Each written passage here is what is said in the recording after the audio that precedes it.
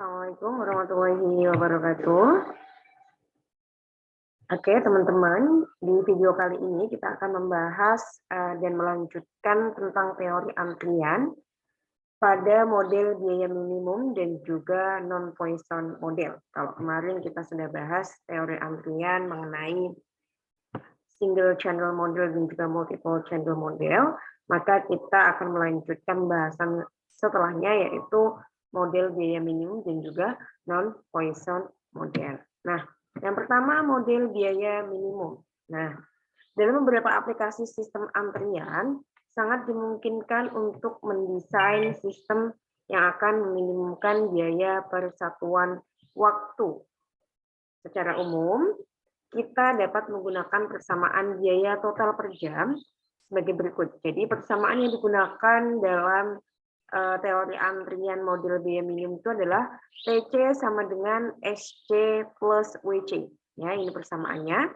Di mana TC itu adalah total biaya per jam. Ya, kemudian SC-nya adalah biaya pelayanan per jam. WC-nya itu adalah biaya menunggu per jam per pelanggan. Nah, kemudian ini jika CW itu adalah biaya menunggu per jam per pelanggan, kemudian W-nya adalah rata-rata seorang pelanggan menghabiskan waktunya dalam sistem, kemudian WCW-nya adalah rata-rata biaya menunggu per pelanggan, kemudian lambdanya adalah tingkat rata-rata kedatangan pelanggan per jam, maka kita bisa menggunakan persamaan berikut untuk menghitung total biaya menunggu per jam. Ya, jadi persamaan berikutnya adalah WC sama dengan lambda dikalikan WCW sama dengan lambda dikali W dikali CW atau sama dengan L dikali CW. Jadi ini sama aja. Itu untuk persamaan di dalam model biaya minimum. Jadi kita bisa menghitung berapa sih biaya yang akan kita keluarkan untuk mendesain sebuah sistem. Ya, untuk lebih pahamnya kita akan ke contoh langsung saja. Jadi sebuah perusahaan membeli bahan dari berbagai sumber. Bahan tersebut diangkut dengan menggunakan truk dan rata-rata setiap hari menerima kedatangan satu truk. Jadi lambdanya satu, ya, karena cuma satu truk. Kemudian pembongkaran bahan dilakukan oleh sekelompok tenaga kerja, baik secara langsung maupun dengan menggunakan forklift. Kelompok tenaga kerja ini memiliki N anggota, jadi anggotanya belum diketahui, dan dapat membongkar 0,8 N truk per hari. Jadi kenapa tenaga kerjanya tidak diketahui? Karena kita akan menghitung berapa nanti anggota yang harus kita kasih atau kita sediakan untuk mencapai biaya yang paling minimal. Kemudian biaya yang harus dikeluarkan ketika truk ditahan karena sedang melakukan pembongkaran itu sebesar Rp300.000. Setiap pekerja yang bertugas melakukan pemuatan menerima upah sebesar Rp105.000 per hari. Nah, kemudian kita diminta untuk menentukan jumlah optimum anggota kelompok kerja apabila diasumsikan bahwa tingkat kedatangan dan pelayanan mengikuti distribusi Poisson. Jadi kita diminta untuk menghitung berapa sih seharusnya anggota atau kelompok kerja yang akan kita gunakan untuk meminimumkan total biaya, ya. Nah, caranya kita menggunakan sistem MM1 ya, dengan lambdanya tadi truknya hanya 1 per hari. Kemudian tingkat pelayanan itu adalah mu sama dengan 0,8 N ya, tadi belum diketahui N-nya, di mana N itu adalah jumlah anggota kelompok kerja. Nah, persoalannya adalah menentukan nilai N agar meminimumkan total biaya per hari. Ya, jadi tadi sudah diketahui bahwa biaya per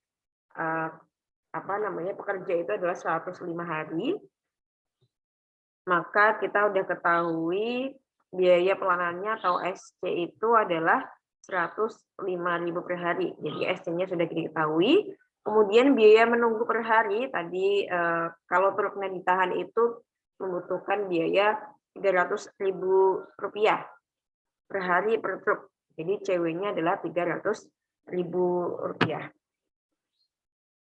Nah, maka kita bisa menggunakan persamaan L sama dengan lambda per mu min lambda ya. Sama dengan lambdanya tadi 1, kemudian mu-nya kita ketahui 0,8N dikurangi lambdanya 1. L-nya sudah ketahui 1 per 0,8N min 1. Kemudian persamaan total biaya itu akan menghasilkan tadi ya dengan persamaan TC sama dengan SC plus WC, di mana SC-nya tadi sudah diketahui, tapi WC-nya kita belum ketahui ya.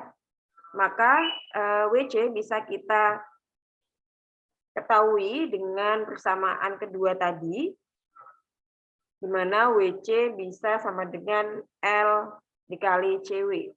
L-nya sudah kita ketahui yaitu 1 per 0,8N-1, CW-nya kita ketahui 300.000 rupiah. Jadi TC sudah kita bisa masukkan, TC sama dengan SC-nya 105.000 plus WC-nya adalah 1 per 0,8N-1 dikali 300.000 atau bisa kita langsung 300.000 per 0,8N-1. Nah, persamaan total biaya di atas itu kan total biaya per hari. Sedangkan TC itu adalah fungsi dari variabel N-nya tadi. N-nya belum kita ketahui ya, oleh karena itu kita harus menentukan N untuk meminimumkan TC-nya. Ya, jadi untuk meminimumkan TC-nya kita harus ketahui N-nya dulu. Nah, karena N itu paling sedikit 2, maka kita bisa trial ya. Ya, yang pertama, jika N-nya 2, karena paling sedikit 2, jadi kita mulai dari angka 2. Maka kita bisa ketahui sama dengan TC sama dengan 105.000 plus 1 per 0,8 dikali N-nya 2 min 1 dikali 300.000. Sama dengan 710.000 per hari. Kalau N-nya 2. Kalau N-nya 3, tinggal kita masukkan N-nya dikali 3, maka kita ketemu biayanya adalah 529.285 per hari. Itu jika N-nya 3. Jika N-nya 4, berarti kita masukkan N-nya dikalikan 4, kita ketemu biayanya adalah 556.360 rupiah per hari. Jika N-nya 5, kita ketahui biayanya adalah 625.000 per hari. Dan seterusnya.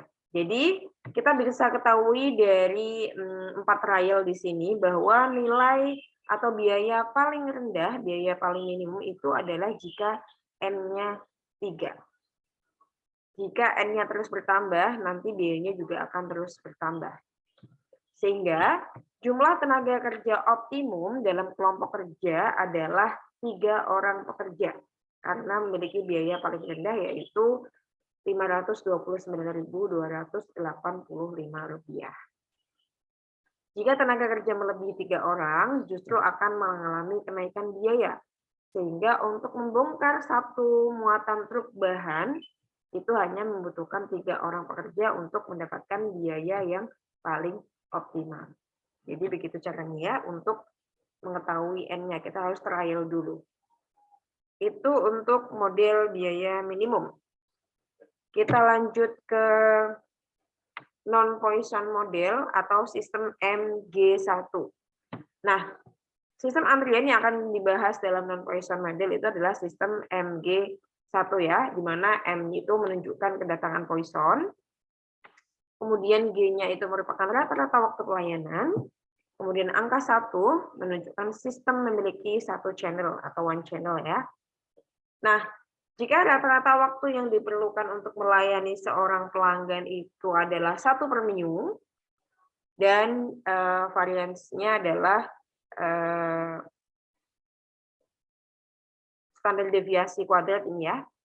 Maka asumsinya P itu bisa kita ketahui dengan P sama dengan lambda per mu, yang mana P ini harus kurang dari 1. Ya. Maka kita dapat menggunakan persamaan dalam sistem MG1. Jadi ini persamaan-persamaan yang ada di dalam sistem MG1. Yang pertama PO sama dengan 1 min P ya. Ini kita cari idle time ya, biasa 1 min P. Kemudian LQ bisa kita ketahui dengan rumus seperti ini. WQ, LQ per lambda, W-nya WQ kali 1 per mu, dan seterusnya. Nanti bisa dipelajari sendiri untuk persamaan-persamaan yang ada di sistem MG1. Nah, kita langsung ke contoh soal. Nah, tingkat kedatangan pelanggan mengikuti distribusi Poisson, yaitu 5 pelanggan per jam. Ya, per jam ya. Jadi 5 itu kita udah ketahui lambdanya 5. Kemudian waktu yang diperlukan untuk melayani pelanggan rata-rata adalah 10 menit. Yang mana ini merupakan distribusi normal ya. 10 menit berarti kalau tadi satuannya adalah jam, maka bisa kita jadikan jam menjadi 1/6 jam ya. Kemudian standar deviasinya adalah 2 menit. Maka kita diminta untuk menghitung tingkat penggunaan fasilitas pelayanan atau P. Kemudian kita diminta untuk menghitung PO atau presentasi waktu idle time-nya. Jumlah pelanggan yang menunggu dalam antrian atau LQ, waktu rata-rata menunggu dalam antrian atau WQ, waktu rata-rata menunggu dalam sistem W, dan juga jumlah rata-rata pelanggan dalam sistem atau L. Ini hampir sama dengan single channel model di pertemuan sebelumnya ya. Mari kita selesaikan. Nah, tadi kita udah ketahui rata-rata waktu yang diperlukan untuk melayani seorang pelanggan tadi kan 1 per mu ya. Nah, kita sudah ketahui rata-rata waktu yang diperlukan untuk melayani pelanggan, yaitu 10 menit atau 1/6 jam. Jadi kita bisa ketahui mu-nya dengan rumus mu berarti 1 per rata-rata waktu yang diperlukan untuk melayani seorang pelanggan. Jadi, mu sama dengan 1 per 1/6. Hasilnya adalah 6. Jadi kita ketahui mu-nya dari rumus rata-rata waktu sama dengan 1 per mu. Tinggal kita masukkan mu-nya yaitu 1 per 1/6, maka hasilnya mu-nya adalah 6. Tadi kita ketahui yaitu lambdanya 5, kemudian standar deviasinya 2 menit, kalau kita jadikan jam berarti 2/60 jam. Ya, ini yang sudah kita ketahui. Kemudian kita akan masukkan ke dalam persamaan-persamaan. Yang pertama kita diminta untuk menghitung tingkat kegunaan fasilitas pelayanan yang mana harus lebih kecil dari 1 ya tadi. Maka P sama dengan lambda per mu sama dengan 5/6 yaitu 0,833 di mana ini adalah lebih kecil dari 1. Kemudian presentasi waktu idle time-nya PO sama dengan 1 min P. 1 min 0,833 yaitu 0,167 atau 16,7%.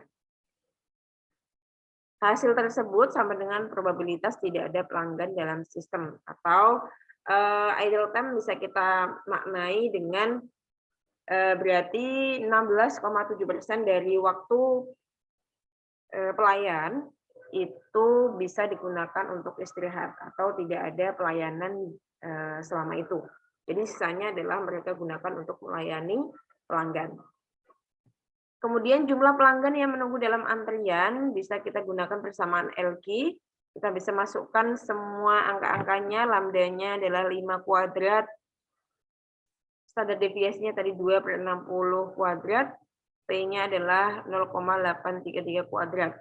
Per 2 dikali 1 min P-nya 0,833. Hasilnya adalah 2,167 pelanggan. Jadi karena pelanggan ini orang, bisa kita sederhanakan dengan 2 pelanggan saja. Kemudian kita ke D, diminta untuk menghitung waktu rata-rata pelanggan menunggu dalam antrian atau WQ. Rumusnya LQ per lambda. Kita ketahui 0,433 jam atau kalau kita jadikan menit yaitu 25,98 menit. Kemudian waktu rata-rata pelanggan menunggu dalam sistem atau W Bisa kita gunakan rumus WQ plus 1 per mu sama dengan 0,443 plus 1 per 6 ya. Mu-nya tadi 6, maka kita ketahui 0,6 jam atau setara dengan 36 menit. Yang terakhir kita diminta untuk L, yaitu jumlah rata-rata pelanggan dalam sistem. Rumusnya lambda dikali W, maka 5 dikali 0,6 sama dengan 3 pelanggan per jam. Atau kalau kita bisa gunakan rumus L sama dengan LQ plus P, juga hasilnya sama, yaitu 3 pelanggan. Nah, dalam contoh kasus model MM1 di atas, diasumsikan bahwa semua pelanggan itu memiliki satu tipe kelas atau membutuhkan pelayanan yang sama. Tetapi kenyataannya banyak pelanggan yang membutuhkan tipe pelayanan yang berbeda. Ya, jadi misalnya kalau di bank itu kan banyak ya, ada yang di teller, ada yang di CS, ada yang mungkin di back office. Nah, jadi pelayanannya tidak hanya satu saja. Maka di sini ada contoh soal perbedaan kelas pelanggan. Ya. Jadi contohnya adalah sebuah supermarket mengoperasikan 2 tipe pelayanan jalur check-out. Jalur pertama disebut dengan jalur cepat atau express line untuk pelanggan yang membeli 5 jenis barang atau lebih. Dan jalur kedua disebut dengan jalur reguler atau regular line, yang mana ini berarti membeli barangnya itu kurang dari 5 jenis barang ya. Nah, secara rata-rata petugas cash register jalur cepat itu dapat melayani 15 pelanggan per jam. Jadi untuk jalur cepat, MIU-nya adalah 15, dan jalur reguler dapat melayani 11 pelanggan per jam. Jadi MIU untuk jalur reguler adalah 11. Rata-rata tingkat kedatangan pelanggan untuk check out sebesar 15 pelanggan per jam, jadi lambdanya adalah 15. Dari jumlah tersebut, 40% adalah pelanggan yang membeli lebih dari 5 jenis barang. Ya, jadi ini adalah 40%-nya jalur ekspres. Jika diasumsikan bahwa tingkat kedatangan dan pelayanan mengikuti distribusi Poisson, bagaimana menganalisa kasus di atas? Ya. Nah, dalam kasus di atas, tadi kan 40% dari 15, lambdanya itu kan berarti 6 ya. 6 pelanggan berarti membeli lebih dari 5 jenis barang dan mengikuti jalur ekspres. Sedangkan 60% dari 15 adalah 9 pelanggan, itu melalui jalur reguler. Kita dapat menyelesaikan kasus di atas dengan sistem MM1. Ya. Ini adalah gambar untuk supermarket tadi. Jadi untuk sistem reguler, lambdanya 9, MIU-nya 11. Kemudian jalur cepat itu lambdanya 6, MIU-nya adalah 15. Ya, jadi di sini ada pelanggan datang ke supermarket 15 pelanggan per jam. Ya, dibagi yang di reguler itu 9 per jam, yang di ekspres itu 6 per jam. Ya, yang mana MIU-nya untuk reguler 11, untuk ekspres yaitu 15. Kemudian setelah itu baru pelanggan keluar. Nah, ini itu bisa kita ketahui dari beberapa rumus yang sudah kita ketahui sebelumnya. Jadi yang pertama untuk jalur reguler dan juga jalur ekspres. Lambdanya 9, ekspres 6, untuk MIU-nya 11, ekspresnya 15. Nah, kita bisa ketahui mulai dari P-nya dengan rumus lambda per MIU, hasilnya adalah untuk reguler 0,818, untuk ekspres 0,4. PO-nya bisa kita ketahui dari 1 min P, yang mana hasilnya adalah 0,182 untuk reguler, 0,6 untuk jalur ekspres. Kemudian L-nya bisa kita ketahui dari P per 1 min P, hasilnya adalah untuk reguler 4,5, ekspres 0,667. Maka total L-nya adalah 5,167. Sedangkan untuk LQ bisa kita pakai rumus P kuadrat per 1 min P, yang mana untuk reguler adalah 3,682 dan untuk ekspresnya adalah 0,268, sehingga total untuk LQ-nya adalah 3,949. Untuk W, ini satuannya adalah jam ya. waktunya 1/mu min lambda untuk reguler yaitu 0,5, untuk ekspres 0,111. Terakhir untuk WQ bisa kita pakai rumus lambda per mu kali mu min lambda. Hasilnya untuk reguler adalah 0,409, ekspres 0,044. Nah, kesimpulannya, secara rata-rata terdapat sebanyak 5,167 pelanggan berada dalam sistem, sedangkan yang berada dalam antrian itu 3,949. Ya. Kemudian kedua sistem tersebut bersifat independen. Dengan demikian probabilitas masing-masing nilai PO berbeda. Ya, karena ada dua jalur tadi.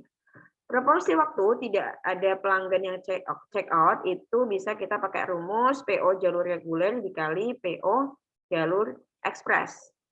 Maka 0,182 dikali 0,6 hasilnya adalah 0,109 atau setara dengan 10,9%.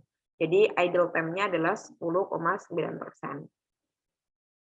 Waktu rata-rata pelanggan menunggu dalam sistem reguler itu selama 0,5 jam atau 30 menit, sedangkan jalur ekspres itu 0,11 jam atau setara 6,7 menit.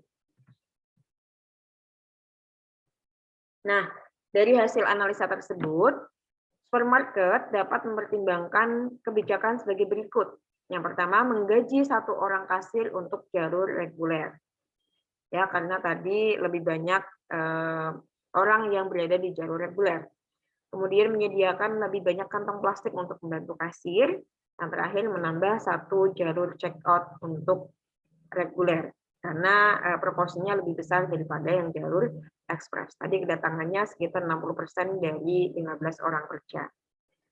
Nah, itu untuk perbedaan kelas pelanggan yang menggunakan sistem MM1. Cukup untuk materi minggu ini. Kalau ada pertanyaan, silahkan ketik di kolom komentar atau kita diskusikan di grup WA kita. Semangat belajar, tetap jaga kesehatan. Terima kasih atas partisipasinya. Wassalamualaikum warahmatullahi wabarakatuh.